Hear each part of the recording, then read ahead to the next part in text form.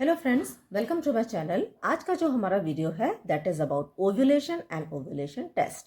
आज इस वीडियो में हम ओव्यूलेशन क्या होता है, क्या साइंस ऑफ ओव्यूलेशन है, और अगर ओव्यूलेशन हुआ है उसको जानने के लिए हम कौन कौन से टेस्ट करते हैं इसके बारे में डिस्कस करेंगे। तो अगर हम डेफिनेशन देखें ओव्यूलेशन की, it is the rupture of Graafian follicle and release of ovum that is secondary oocyte in the abdominal cavity. Mature graphene follicle का रप्चर होना और रप्चर्ड ग्राफिन फॉलिकल से ओवम का रिलीज होना एब्डोमिनल कैविटी में, इस process को हम ओव्यूलेशन कहते हैं। अब फीमेल रिप्रोडक्टिव ट्रैक्ट के अंदर 28 डेज में कुछ चेंजेस होते हैं, कुछ सीरीज ऑफ इवेंट्स होते हैं जिसे हम ऑल टुगेदर मेंस्ट्रुअल साइकिल बोलते हैं। कुछ चेंजेस यूट्रस के अंदर होते हैं जिन्हें हम यूट्राइन साइकिल या फिर एंडोमेट्रियल साइकिल बोलते हैं, और कुछ चेंजेस ओवरी के अंदर होते हैं जिन्हें हम ऑल टुगेदर ओवेरियन साइकिल बोलते हैं। तो यहाँ पर आप देखें, this is the diagram of a ovary. Ovary का ये बाहर वाली जो लेयर है दिस इज जर्मिनल एपिथेलियम। या आउटर वाले जो पोर्शन है इसे हम ओवेरियन कॉर्टेक्स बोलते हैं, और जो बीच वाला पोर्शन है इसे हम ओवेरियन मेडुला बोलते हैं। अब यहाँ पर जो ओवेरियन साइकिल है इसमें 3 फेजेस होते हैं, follicular phase, ovulation and luteal phase. Follicular phase 0 से लेके 14 डे का होता है, 14th डे। यहाँ पर कॉर्टेक्स के अंदर बहुत से फॉलिकल्स हैं, डिफरेंट फॉलिकल्स हैं जो कि डिफरेंट स्टेजेस ऑफ डेवलपमेंट में होते हैं, है ना। Primordial follicle, then primary follicle, then vesicular follicle, और उसके बाद में this is the mature follicle जिसे हम ग्राफिन फॉलिकल बोलते हैं। अब 14th डे पर देयर अकर ओव्यूलेशन, जिसकी हम बात कर रहे हैं, यानी कि ये जो मेच्योर फॉलिकल है ये रप्चर होता है और इसके अंदर से रिलीज होता है ovum into the abdominal cavity. इस प्रोसेस को हम ओव्यूलेशन कहते हैं, which occur on the 14th day of menstrual cycle. अगर मेंस्ट्रुअल साइकिल 28 डेज की है तो, है ना। कई बार फीमेल्स में ये साइकिल वेरी करती है, समटाइम्स ये 24 डेज से लेके 35 डेज की भी हो सकती है, लेकिन अगर हम ऑन एन एवरेज 28 डेज की साइकिल माने तो 14th day of menstrual cycle पे देयर अकर ओव्यूलेशन, ठीक है। अब इसके बाद की जो फेज है इसे हम लूटियल फेज बोलते हैं। ये जो रप्चर्ड ग्राफिन फॉलिकल है ये धीरे धीरे कन्वर्ट होने लगता है इनटू कॉर्पस हेमरेजिका, और फिर उसके बाद में एक ये येलो कलर का स्ट्रक्चर बनाता है जिसे हम बोलते हैं कॉर्पस लूटियम। और ये कॉर्पस, कुछ कॉर्पस लूटियम समटाइम्स डिजनरेट करता है जिन्हें हम कॉर्पस एल्बिकम बोलते हैं। तो अब अगर हम इसका मैकेनिज्म देखें तो डेवलपमेंट ऑफ फॉलिकल्स, ठीक है, हमने देखा यहाँ पे फॉलिकल्स डेवलप कर रहे हैं।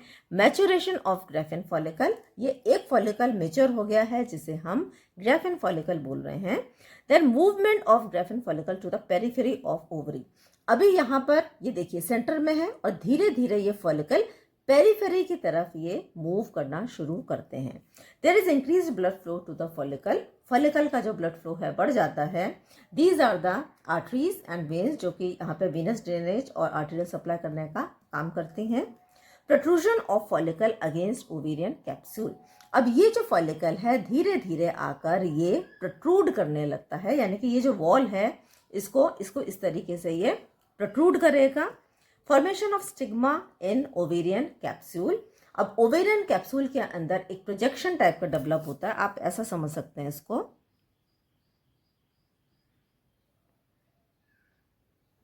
लाइक दिस, है ना। तो ये जो है this is stigma. Formation of stigma in ovarian capsule. यहां पर ग्राफिन फॉलिकल है,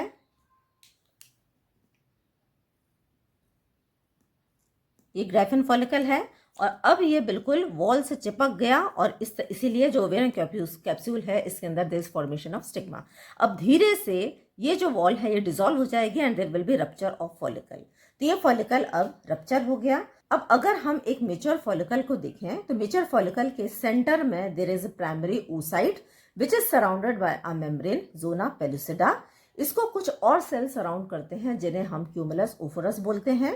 then there is cavity, follicular cavity, जिसके अंदर एंट्रम फॉलिकुलर प्रेजेंट होता है, और फिर यहाँ पे ग्रैनुलोसा की मेम्ब्रेन होती है, and then there is theca follicular. तो अब जब ये रप्चर होगा तो ये जो फ्लूइड है फॉलिकुलर फ्लूइड ये भी रिलीज होगा, oozing of follicular fluid, and release of ovum in the abdominal cavity. Now this ovum is released in the abdominal cavity. अब जैसे ही ओवम रिलीज होता है एब्डोमिनल कैविटी में, it is taken up by the fimbriated end of the fallopian tube, है ना। तो यहाँ पर दूसरा डायग्राम आप देखिए, ये ओवरी है, ओवरी में ये फॉलिकल्स रिलीज हो रहे हैं, और जैसे ही ये फॉलिकल रिलीज होता है, जिस प्रोसेस को हम ओव्यूलेशन बोलते हैं, ओव्यूलेशन होने के बाद में ये ओवरी का ये वाला अपेंड देखें, है ना, it is attached to the fimbriated end of the fallopian tube और यूट्राइन ट्यूब। ये यूट्राइन ट्यूब एक ट्यूब है जो कि आगे जाके यूट्राइन कैविटी के अंदर कंटिन्यू करती है। तो ओवम रिलीज हुआ और तुरंत ये fimbriated end of fallopian tube के द्वारा it is taken up by, है ना, the fallopian tube. Then ova reach the ampulla. अब ये जो ओवम है धीरे धीरे it will reach the ampulla which is a part of fallopian tube. तो अब यहाँ पर ओव्यूलेशन हुआ and this ovum is taken up by the fimbriated end of the fallopian tube. अब यहाँ पर ovum reach the ampulla, ovum यहाँ से it reaches the ampulla which is a part of fallopian tube. Fallopian tube एक ऐसा structure है जो कि एक तरीके से ओवरी को यूट्राइन कैविटी से कनेक्ट करने का काम करता है। अब यहाँ पर दो संभावनाएं हैं, ओवम मीट स्पर्म। ऐसा हो सकता है कि ओवम को और स्पर्म्स यहाँ पर मिल जाएं, और अगर ऐसा होगा there occur fusion of sperm with ovum. इस प्रोसेस को हम बोलते हैं फर्टिलाइजेशन। अब फर्टिलाइजेशन होने के बाद में there are series of steps. एक फर्स्ट क्लीवेज होगा, उसके बाद में there is formation of a morula, then there is formation of a blastocyst, और अब ये यूट्राइन कैविटी में आता है, और यूट्राइन कैविटी की जो वॉल है वहां पर जाकर ये जो ओवम है ये इम्प्लांट हो जाता है, ये ब्लास्टोसिस्ट इम्प्लांट हो जाता है, और इस प्रोसेस को हम बोलते हैं इम्प्लांटेशन, और यहीं से प्रेगनेंसी की शुरुआत होती है, ठीक है। लेकिन दूसरी संभावना क्या है, if the ovum does not meet sperm, मान लीजिए यहाँ पर स्पर्म्स नहीं है, स्पर्म्स नहीं होंगे, उस कंडीशन में ये जो ओवम है ये डीजेनरेट कर जाता है, ये डाई हो जाता है, it dies and then it come out from the uterine cavity in the form of menstrual blood. तो मेंस्ट्रुअल डिस्चार्ज के माध्यम से ये जो डेड ओवम है it comes out of the uterine cavity.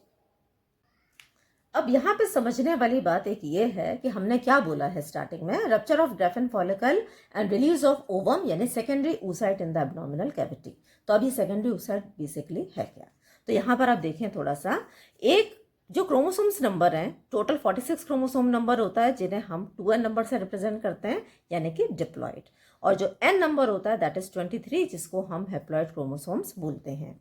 अब यहाँ पे जो प्राइमरी oocyte है which carry diploid number of chromosome, इसके अंदर फर्स्ट मियोटिक डिवीजन होता है and it is converted into first polar body and secondary oocyte, both carrying half number of chromosomes. यानी कि फर्स्ट मियोटिक डिवीजन के अंदर आपको मालूम होगा जो नंबर है it is reduced to half, है ना, तो दोनों के अंदर हाफ नंबर ऑफ क्रोमोसोम्स आ जाते हैं।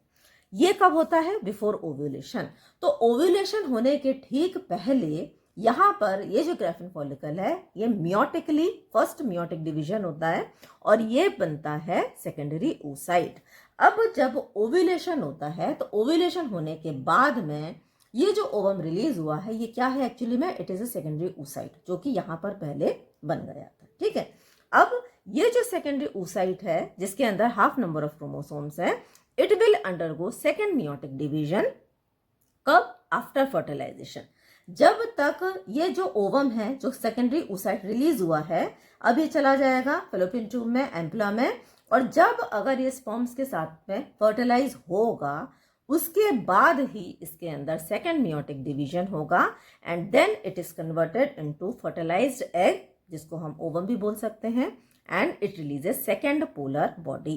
तो यहाँ पर जो नंबर है it carries the n number of chromosome, polar वो, और अगर फर्टिलाइजेशन हो गया तो हाफ नंबर ऑफ क्रोमोसोम्स तो ये ओवम के अंदर है सेकेंडरी oocyte के अंदर, और जो स्पर्म्स हैं उसके हाफ नंबर ऑफ क्रोमोसोम्स मिलेंगे। तो अगेन जो फर्टिलाइज्ड ओवम है जिसको कि हम ज़ायगोट बोलते हैं, it will carry diploid number of chromosomes, यानी कि आधे क्रोमोसोम्स ओवम से आ गए और आधे क्रोमोसोम स्पर्म से आ गए। तो ये जो पोलर बॉडीज हैं that is first polar body and second polar body, ये डीजेनरेट कर जाती हैं और इनके अंदर फर्टिलाइज करने की क्षमता नहीं होती है, ठीक है। तो ये तो हो गया जस्ट अबाउट प्राइमरी और सेकेंडरी ओसाइट क्या होते हैं. Let us study about the hormones which are responsible for ovulation. तो ओव्यूलेशन के लिए basically there are 4 hormones which are responsible, लेकिन इनमें से जो सबसे इंपॉर्टेंट हार्मोन है that is luteinizing hormone. Luteinizing hormone, there is a sudden and sharp mid-cycle rise of luteinizing hormone which is known as LH surge. Ovulation occurs 24 hours after LH surge. यहाँ पर आप एक diagram देखिए. तो ये जो diagram है basically this is the time duration 0 day, 14th day and 28th day. और यहाँ पर जो हार्मोन्स का हम लेवल शो कर रहे हैं, 2 हार्मोन्स की यहाँ पे बात हो रही है, फॉलिकल स्टिमुलेटिंग हार्मोन और luteinizing hormone. Follicle stimulating hormone का काम होता है फॉलिकल्स का डेवलपमेंट एंड मैच्योरेशन. तो 14th डे 0 से लेके 14th डे के बीच में फॉलिकल स्टिमुलेटिंग हार्मोन का लेवल धीरे धीरे धीरे धीरे बढ़ेगा. 14th डे पे ये बढ़ेगा और उसके बाद में इसका लेवल 14 से 28th डे पे कम होने लगेगा. ल्यूटिनाइजिंग हार्मोन को हम देखेंगे तो 0 से 14th डे पे इसका लेवल धीरे धीरे कम हो रहा है, लेकिन 14th डे जब ओव्यूलेशन होता है इसके ठीक 24 आवर्स पहले there is a sudden and sharp increase in the level of luteinizing hormone, जिसे हम LH सर्ज बोलते हैं. और अगर LH सर्ज है तो इसका साफ साफ इंडिकेशन ये है कि 24 आवर्स के बाद में देयर विल अकर ओव्यूलेशन. तो हम ये बोल सकते हैं कि जो ओव्यूलेशन के ठीक 24 आवर्स पहले there is a sudden increase in the level of luteinizing hormone which is denoted by LH surge. और इसके बाद में फिर इसका लेवल कम होने लगता है. तो ये हार्मोन एक्चुअली में रिलीज कहाँ से होता है? LH is secreted from the anterior pituitary. तो एंटीरियर पिट्यूटरी से ये सेक्रेट होता है. और जो हार्मोन्स हैं इनको स्टडी करने के लिए let us discuss about the diagram. तो यहाँ पे एक छोटा सा डायग्राम है. हाइपोथैलेमस से रिलीज होता है गोनाडोट्रोफिन रिलीजिंग हार्मोन. ये स्टिमुलेट करते हैं एंटीरियर पिट्यूटरी को. एंटीरियर पिट्यूटरी से रिलीज होता है follicle stimulating hormone. Follicle stimulating hormone बहुत से जो फॉलिकल्स हैं जो कि ओवरी के अंदर होते हैं इनका डेवलपमेंट करते हैं और इनका मैच्योरेशन करते हैं. So they causes maturation of Graafian follicle. अब जब ये फॉलिकल को मेच्योर करते हैं there is increasing level of oestrogen. Follicle की जो थीका लेयर है वहां से ईस्ट्रोजन का लेवल, ईस्ट्रोजन हार्मोन सीक्रेट होता है. धीरे धीरे ईस्ट्रोजन का लेवल बढ़ने लगता है. And very interesting thing occur that ये जो इंक्रीजिंग ईस्ट्रोजन है ये इनहिबिट करता है FSH को. तो यहाँ पे माइनस का साइन लगाया है, यानी कि इनहिबिट कर रहा है नेगेटिव फीडबैक मैकेनिज्म के माध्यम से. और दूसरी तरफ ये ल्यूटिनाइजिंग हार्मोन को स्टिमुलेट कर रहा है, प्लस का निशान लगाया है, बाय पॉजिटिव फीडबैक मैकेनिज्म. तो अब एंटीरियर पिट्यूटरी FSH के सिक्रीशन को घटा देती है और LH के सिक्रीशन को बढ़ा देती है. तो अब LH हार्मोन का सिक्रीशन होना लगा. ये जो LH हार्मोन है it is responsible for ovulation. देखिए आप इस डायग्राम में ये LH रिलीज हुआ है और ठीक ये LH रिलीज हुआ है और ठीक 24 आवर्स के अंदर देर आकर ओव्यूलेशन. तो LH कॉजेज ओव्यूलेशन यानी कि फॉलिकल रप्चर होगा और ovum is released in the abdominal cavity. अब ये ओवम रिलीज होने के बाद में जो बचा हुआ फॉलिकल है ये बनाता है corpus luteum which is a yellow coloured structure और ये रिलीज करता है प्रोजेस्टेरॉन को. अब धीरे धीरे प्रोजेस्टेरॉन का लेवल बढ़ने लगेगा और ये इनहिबिट करता है LH के सिक्रीशन को बाय नेगेटिव फीडबैक. तो कौन कौन से हार्मोन्स यहाँ पे रिस्पॉन्सिबल हो गए? LH ल्यूटिनाइजिंग हार्मोन जो कि हमने पढ़ लिया. दूसरा फॉलिकल स्टिमुलेटिंग हार्मोन जो कि मैच्योरेशन ऑफ ग्रैफिन फॉलिकल करता है और रिलीज कहाँ से होता है? ये भी एंटीरियर पिट्यूटरी से ही रिलीज होता है. तीसरा हार्मोन है ईस्ट्रोजन जो कि स्टिमुलेट करता है LH secretion bye positive feedback. तो ईस्ट्रोजन इनडायरेक्टली एक्ट कर रहा है. कैसे? LH सिक्रीशन को स्टिमुलेट कर रहा है, तो इनडायरेक्ट एक्शन है इसका. और जो चौथा हार्मोन है that is gonadotrophin releasing hormone which is released from hypothalamus, है ना. तो this is the hormonal regulation of ovulation. Now let us study about the determination of ovulation time या फिर ओव्यूलेशन टेस्ट. हमें कैसे पता पड़ेगा कि ओव्यूलेशन हो रहा है या नहीं हो रहा है? तो कुछ टेस्ट हैं या फिर कुछ साइंस हैं जिसके माध्यम से हम इनको समझ सकते हैं. पहला साइन है increase in basal body temperature by 0.5 to 1 degree Fahrenheit. अगर हम फीमेल का बॉडी टेम्परेचर रिकॉर्ड करें और थ्रू आउट 28 डेज रिकॉर्ड कर रहे हैं, तो जब ओव्यूलेशन होगा तो फीमेल का जो बॉडी टेम्परेचर है 0.5 से लेके 1 डिग्री फ़ारेनहाइट उसका बॉडी टेम्परेचर बढ़ेगा। क्यों बढ़ेगा? Due to thermogenic effect of progesterone. जो first half of menstrual cycle जो ईस्ट्रोजन के द्वारा रेगुलेट की जाती है, और जो सेकेंड हाफ है सेक्रेटरी फेज, वो प्रोजेस्टेरॉन के द्वारा रेगुलेट किया जाता है। और प्रोजेस्टेरॉन की जो टेंडेंसी होती है थोड़ा सा बॉडी टेम्परेचर को ये बढ़ाती है। ठीक है। Then hormonal level in plasma. अगर हम प्लाज्मा में देखेंगे तो प्लाज्मा के अंदर कुछ हार्मोन्स हैं, उनके लेवल में चेंजेस देखने को मिलेंगे। Eight the time of ovulation अगर हम देखेंगे तो FSH का लेवल कम मिलेगा, ल्यूटिनाइजिंग हार्मोन का लेवल ये बढ़ा हुआ मिलेगा, और ईस्ट्रोजन का लेवल भी बढ़ा हुआ मिलेगा। और ओव्यूलेशन की हम बात देखेंगे तो प्रोजेस्टेरॉन का जो लेवल है इट विल बी इंक्रीज्ड। सिर्फ प्लाज्मा में ही नहीं, यूरिन के अंदर भी हार्मोन का जो एक्सक्रीशन है ये होने लगता है। और कौन सा हार्मोन एक्सक्रीट होता है? It is basically the progesterone. ठीक है, तो ये हो गए साइंस। अब एक और बहुत इंपॉर्टेंट टेस्ट है जिससे कि हम पता कर सकते हैं ओव्यूलेशन हुआ है कि नहीं, वो है सर्वाइकल म्यूकस पैटर्न। सर्विक्स के म्यूकस पैटर्न को हम स्टडी करते हैं। अब इसमें होता क्या है एक्चुअली में? Fern like pattern, when the cervical mucus is spread on a slide and examined under microscope, it shows fern pattern. This pattern disappears after ovulation. हम ये कह रहे हैं कि हमने एक स्लाइड ली और उस स्लाइड में जो सर्विक्स का जो म्यूकस है उसको हमने स्प्रेड किया, और उसको माइक्रोस्कोप के अंदर जब हम एग्जामिन करते हैं तो उसके अंदर आपको फर्न लाइक पैटर्न, ये दिख रहा है, फर्न जैसे पैटर्न आपको देखने को मिलता है।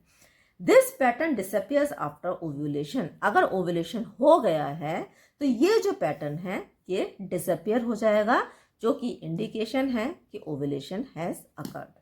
ठीक है, तो ये जो है इसको हम फर्न लाइक पैटर्न या फिर सर्वाइकल म्यूकस पैटर्न भी बोलते हैं। अब एक दूसरा टेस्ट है, दैट इज स्पिन-बार्केट टेस्ट। इसमें क्या होता है? It is a method to assess the elasticity of cervical mucus. एक ऐसा मेथड है जिससे कि हम सर्वाइकल म्यूकस की इलास्टिसिटी को चेक करते हैं। क्या होता है इसमें? The cervical mucus stretches to 8 to 12 centimetres in length at the time of ovulation. अब यहाँ पर आप डायग्राम देखिए। इस डायग्राम में हमने 3 फेजेस को शो किया है, फॉलिकुलर फेज, ओव्यूलेशन और लूटियल फेज। फॉलिकुलर फेज के दौरान अगर हम जो सर्वाइकल म्यूकस है उसको हम फिंगर और थंब के बीच में अगर हम स्टडी करेंगे तो सर्वाइकल म्यूकस इज स्कैंटी, बहुत जरा सा सर्वाइकल म्यूकस इसके अंदर प्रेजेंट होता है।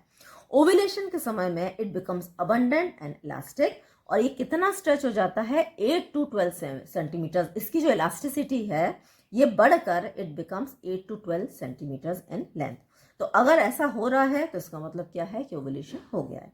और लूटियल फेज में again it becomes scanty and cervical mucus scanty हो जाता है। ठीक है, तो ये जो अगर हो रहा है, अगर 8 to 12 सेंटीमीटर्स उसकी जो स्ट्रेचेबिलिटी है या इलास्टिसिटी है ये बढ़ जा रही है, तो ये सीधा संकेत है कि ovulation has occurred. Then ultrasound scanning. तो एक अल्ट्रासाउंड स्कैनिंग मेथड होता है जिसमें हम ये चेक करते हैं, फॉलिकल्स की हम स्टडी करते हैं। फॉलिकल्स को हम 2 या 3 डेज के अंदर से चेक करते हैं फॉलिकल्स में कितनी ग्रोथ हो रही है ना। तो फॉलिकल्स धीरे धीरे बढ़ते हैं, और अगर ओव्यूलेशन होता है तो वो भी हम अल्ट्रासोनोग्राफी से चेक कर सकते हैं। Then mid cycle pain. Female को sometimes middle of the cycle के दौरान पेन होता है, और अगर ऐसा हो रहा है तो ये भी एक संकेत होता है कि ओव्यूलेशन हैज अकर्ड। ठीक है, तो ये बहुत से टेस्ट हैं जिसके माध्यम से हम इसको चेक कर सकते हैं। And finally, what is the significance of ovulation? हमें क्यों जानना है कि फीमेल के अंदर ओव्यूलेशन हो रहा है कि नहीं? तो पहला तो यह है कि it is a sign for checking the fertility of the female. अगर फीमेल ओव्यूलेट कर रही है तो ये श्योर साइन है कि female is fertile and is capable of producing a child, है ना। तो उस फीमेल की चाइल्ड बेयरिंग कैपेसिटी है, फीमेल फर्टाइल है।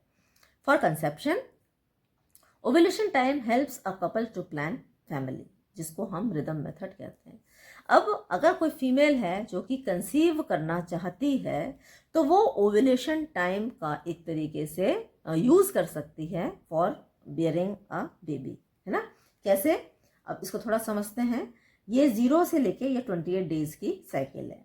0 से लेके 5 से 0 से लेके 5th और 7th डे तक ये मेंस्ट्रुएटिंग फेज है।